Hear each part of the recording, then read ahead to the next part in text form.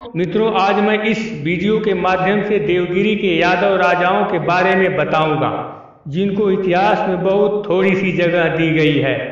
इसलिए हम सभी यदुवंशियों को देवगिरी के उन सभी यादव राजाओं के बारे में जानना बहुत जरूरी है। तो हम शुरू करते हैं। मित्रों, सबसे पहले देवगिरी के बारे में बता दूं कि देवगिरी प्राचीन समय में यादवों की राजधानी थी। देवगिरी का आधुनिक नाम दौलताबाद है। मुस्लिम आक्रमणकारियों ने देवगिरी पर आक्रमण कर उसका नाम दौलताबाद रख दिए।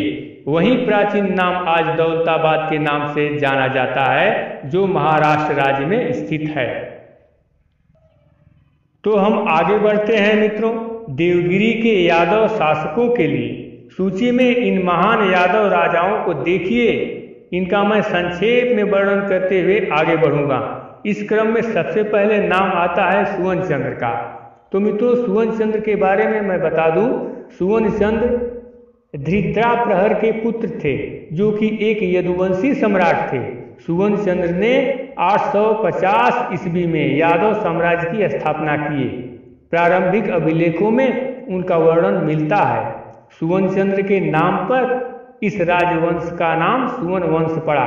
सुवर्ण वंश के शासक ही देवगिरी के यादव शासक हैं, जिनका संबंध चंद्रवंशी यदुवंश से है।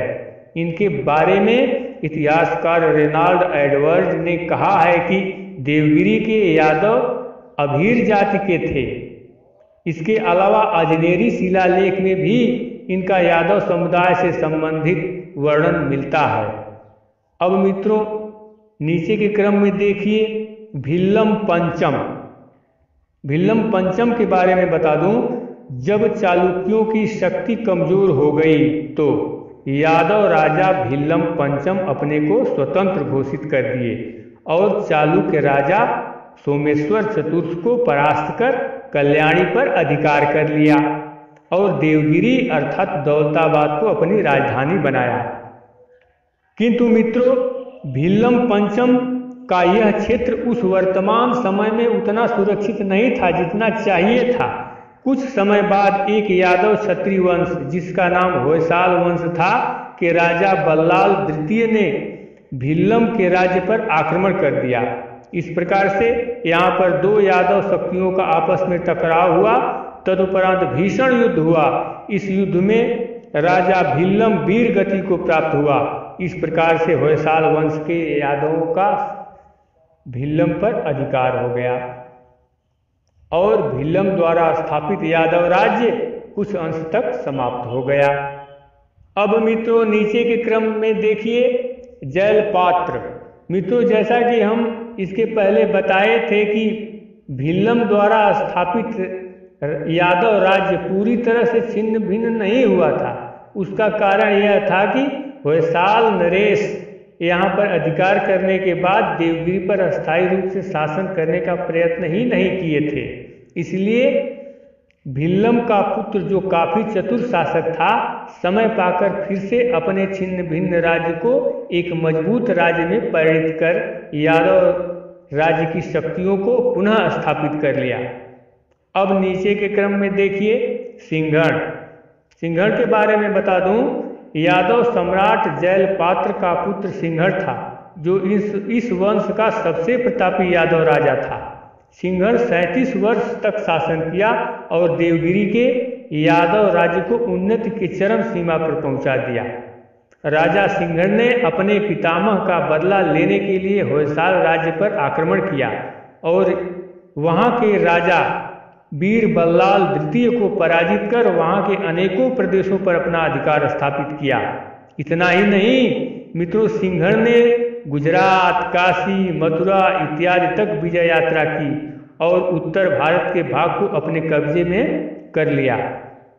अब नीचे के क्रम में देखिए कृष्ण। सिंहगढ़ के बाद उसका पुत्र यानी पोता राजगद्दी पर बैठा। मतलब कि सिंहगढ़ के बाद सिंहगढ़ का पोता राजगद्दी पर बैठा। इसके समय में कुछ विशेष प्रगति नहीं हुई, किंतु शांति अवश्य रही। अब नीचे के क्रम में देखिए महादेव। सम्राट महादेव कृष्ण का भाई था। और 11 वर्ष तक देवगिरी का शासक रहा। इसके समय में गुजरात और सिलाहार के यादव राजाओं से कुछ युद्ध हुआ, किंतु शांति व्यवस्था कायम रही। अब नीचे के क्रम में देखिए, रामचंद्र। महादेव के बाद रामचंद्र यादव देवगिरी के सम्राट हुए। राजा रामचंद्र यादव का शासनकाल बहुत ही संघर्षमय रहा है। इस महान वीर सम्राट को इतिहास में बहुत कम जगह मिल पाई है, इसलिए इनके बारे में हमें विस्तार से बताना होगा ताकि सभी यदुवंशी लोग जान सकें कि इस यादव सम्राट में कितनी वीरता कूट कूट कर भरी थी। मित्रों, अफगान विजेता अलाउद्दीन खिलजी उस समय दक्षिण भारत में विजय यात्रा कर रहा था, किंतु अलाउद्दीन खिलजी को मालूम था कि देवगिरी के यादव राजाओं को युद्ध करके जीतना मुश्किल है। इसलिए अलाउद्दीन ने छल का प्रयोग किया और यदुवंशी राजा रामचंद्र यादव के प्रति मैत्री भाव को प्रदर्शित किया और एक अतिथि के रूप में अपने यहाँ बुलाकर उनका स्वागत किया। इस तरह के व्यवहार से राजा रामचंद्र यादव असावधान हो गए। तब अलाउद्दीन खिलजी ने अचानक धोखे से रामचंद्र यादव पर हमला बोल दिया। तब विवश होकर रामचंद्र यादव को अलाउद्दीन के साथ संधि करनी पड़ी। इस संधि से रामचंद्र यादव को अपना बहुत कुछ गंवाना पड़ा। मित्रों, अब नीचे के क्रम में देखिए, नाम आता है शंकर। तो मैं बता दूं, रामचंद्र के बाद उसका पुत्र शंकर खिलजी के विरुद्ध विद्रोह किया, किंतु खिलजी सेना के द्वारा वह मारा गया। उसका काम खत्म हो गया यहीं पे। अब नीचे के क्रम में देखिए, हरपाल का नाम आता है। अलाउद्दीन की मृत्यु के बाद रामचंद्र के जमाता हरपाल के नेतृत्व में यादव एक बार फिर स्वतंत्र होने का प्रयास तो किए, किंतु दुख की बात है कि सफलता नहीं मिली और हरपाल को अफगानी सेना ने गिरफ्तार कर लिया और वर्तमान सुल्तान मुबारक खान ने इस महान यादव राजा हरपाल को इतना प्रताड़ित किया कि उसकी जिंदा ही खाल खिंचवा ली। इस प्रकार से मित्रों, इस देवगिरी के यादव राजाओं की सत्ता का अंत हो गया और देवगिरी राजधानी अफगानों के अधीन हो गई। इस तरह के हमारे महान यदुवंशी सम्राट थे जिन्होंने अपनी मातृभूमि के रक्षा के लिए हमेशा संघर्ष करते आए हैं और आगे भी करते रहेंगे। जय यदुवंश, जय भारत, जय भारत। इसी तरह के यादव सम्मान से संबंधित वीडियो देखने के लिए चैनल को अवश्य सब्सक्राइब करें। धन्यवाद।